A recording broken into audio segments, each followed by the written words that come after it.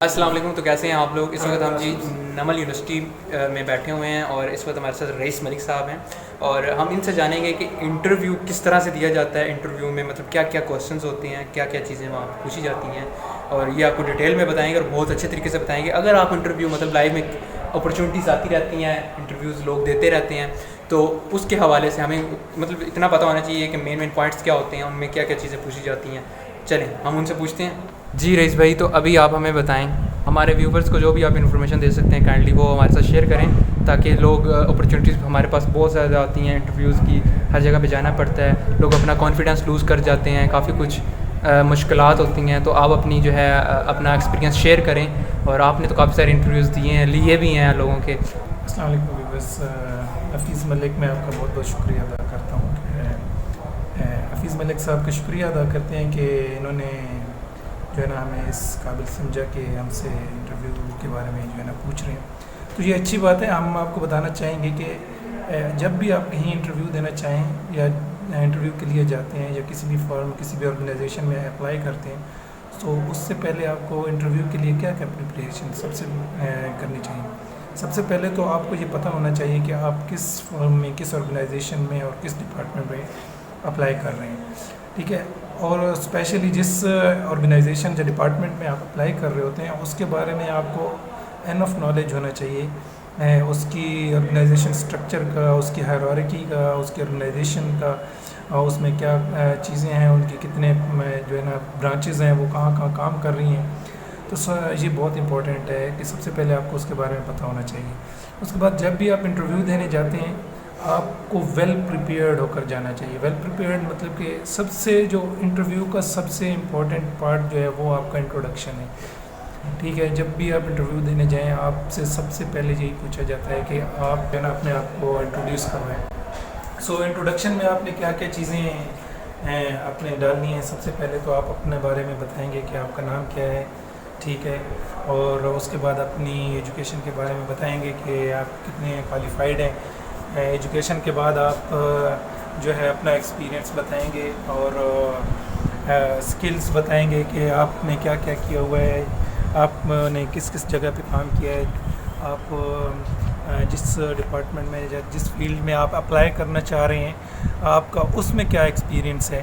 तो स्पेशली ये चीज़ें आपको जो है ना पता होनी चाहिए और आप अपने आप को वेल प्रिपेयर्ड करके जाएँ। आप जब इंटरव्यू देने जाते हैं तो आपको सबसे पहले जो है अपना इंट्रोडक्शन बहुत अच्छे तरीके से प्रिपेयर्ड करना है। इंट्रोडक्शन कम से कम 3 से 4-5 मिनट तक का आप तैयार करें और फिर आप वहाँ जब जाते हैं तो वहाँ की सिचुएशन के मुताबिक फिर अपने आप को जो है ना एडजस्ट करें कि कौन सी इंपॉर्टेंट चीज़ें हैं जो आपने बतानी है। उसके बाद आप वहाँ जाके जब बैठते हैं तो कोशिश करें, क्योंकि लाज़मी बात है जब इंटरव्यू आप देने जाते हैं वहाँ पे एक इंटरव्यू का सिनेरियो होता है, आपके पास अलग चेयर रखी होती है, आपको कोई सपोर्ट आगे नहीं होती, तो आपने जाकर कॉन्फिडेंस के साथ जो है ना वो बैठ जाना है, ठीक है।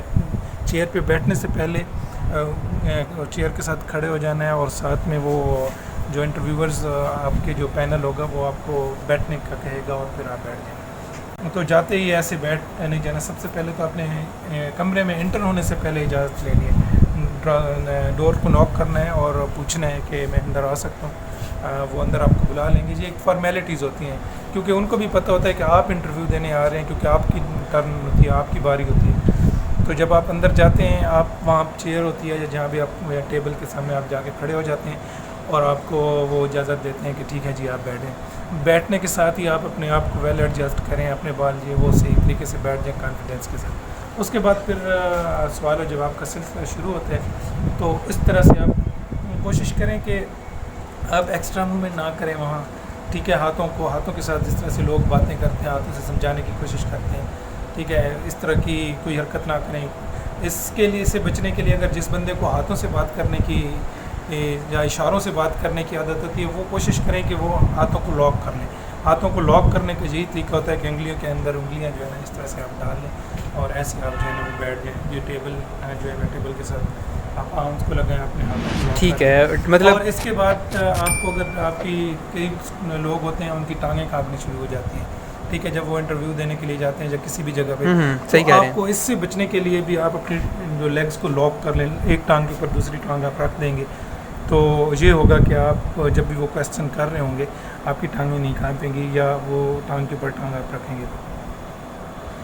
जो भी क्वेश्चन है, जो भी आपको क्वेश्चन आता है वो उसी के रेलेवेंट आप जवाब दें, एक्स्ट्रा जवाब नहीं देना। अगर कोई फॉर एग्ज़ाम्पल आपसे कोई सवाल पूछता है कि जी पाकिस्तान में इस्लामाबाद पाकिस्तान का सिटी आप उसके बारे में जानते हैं तो आप पहले दारुल हुकूमत कौन सा था, हाँ, या इस तरह से, तो आप उसको इतना जो अपनी जो क्वेश्चन है उनको टू द पॉइंट करें। आप उसको इतना जितना डेप्थ में जाएंगे उतना आपके लिए जो है ना वो मुश्किल इस तरह से होती जाएगी कि जो इंटरव्यूअर होता है वो आपको अपने आप के ही सवाल से सवाल करता है। तो इसके बाद जो सबसे इम्पॉर्टेंट चीज़ है इंटरव्यू की वो है कि इंटरव्यू को जब आपने वहाँ जाके ख़ुद लीड करना है। इंटरव्यूअर्स जो बैठे होते हैं वो अपने क्वेश्चंस लेकर बैठे होते हैं, लेकिन आपकी कामयाबी तब है कि आप वहाँ जाएं और आप उनको अपनी जो आपके पास नॉलेज है या जो आपके पास जो आप उनको बताना चाह रहे हैं। अच्छा, यहाँ पे एक चीज़ क्वेश्चन ये है कि जनरल नॉलेज के क्वेश्चंस बहुत ज़्यादा होते हैं या उसके रिलेटेड होते हैं जो जहाँ आप जॉब करने जा रहे हैं? हाँ बिल्कुल, आपने अच्छा सवाल किया है। जनरल नॉलेज के क्वेश्चंस होते हैं, लेकिन जो छोटे प्राइवेट डिपार्टमेंट्स हैं जहाँ पे आप प्राइवेट जॉब करने के जाते हैं वहाँ इस चीज़ को ज़्यादा मैटर नहीं करते। मैक्सिमम 2-3 सवाल जो है ना वो जनरल नॉलेज के होते हैं। और वैसे बड़े इंटरव्यूज़ में जहाँ बड़ी ऑर्गेनाइजेशंस में सरकारी इदारे में आप इंटरव्यू दे रहे होते हैं वहाँ भी जनरल नॉलेज के टोटल 3 से 5 सवाल होते हैं। मतलब कि मैक्सिमम इससे ज़्यादा नहीं हो सकते क्योंकि इतना टाइम नहीं होता।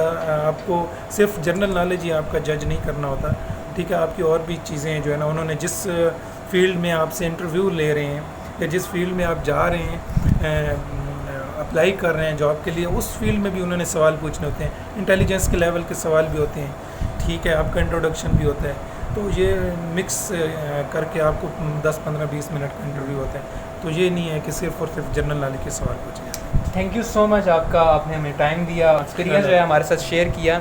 ये हमारे लिए भी बेहतर है, आप लोगों के लिए भी बेहतर है। उम्मीद है आपको कुछ सीखने को कुछ ना कुछ मिला होगा, काफ़ी कुछ सीखने को मिलता है और इंटरव्यूज़ देने चाहिए, इंटरव्यू से घबराना नहीं चाहिए। तभी आप जो है ना तभी आपके अंदर कॉन्फिडेंस होगा, आपको मतलब झिझक नहीं होगी, ठीक है। और एक टाइम आएगा कि आप पहले आप झिझकेंगे और जब एक टाइम आएगा हमारी तरफ। और इन्होंने जो बात की मज़े की, अपने क्वेश्चन को लीड करना चाहिए। आपसे कोई क्वेश्चन करते हैं तो आप जब उनको बताते हैं कि मैं जी बिज़नेसमैन हूँ, ठीक है। अब जब आपने बिज़नेसमैन कह दिया है, एक लफ्ज़ आपने कह दिया जी मैं इस वक्त बिज़नेसमैन हूँ या मैं ये बिज़नेस रन कर रहा हूँ, ठीक है। तो उसमें ये होता है कि आपका जो इंटरव्यू ले रहा है ना वो अब बिज़नेस की फील्ड में चला जाएगा, वो आपसे बिज़नेस के रिलेटेड क्वेश्चंस करने लग पड़ेगा।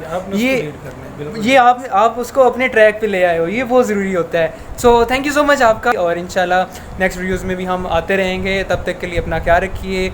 अल्लाह नेगेबान।